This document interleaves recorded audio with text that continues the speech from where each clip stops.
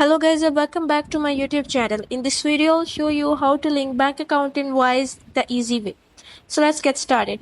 First, log into your Wise account. If you do not have one yet, you can sign up quickly and easily by visiting the Wise website. Once you're logged in, navigate to the dashboard or the banks and cards section. Look for an option like link a bank account or add a bank account. Click on it to begin the process. Wise will prompt you to enter your bank details. This typically includes your account number, sort code, and any other relevant information specific to your country or region. After entering your bank details, Wise may verify your account. This verification process ensures that the bank account belongs to you and helps prevent unauthorized transactions. Once your bank account is verified, it will be linked to your Wise account. You can now use Wise to send and receive money internationally with low fees and excellent exchange rates. And that's it. You have successfully linked your bank account to Wise.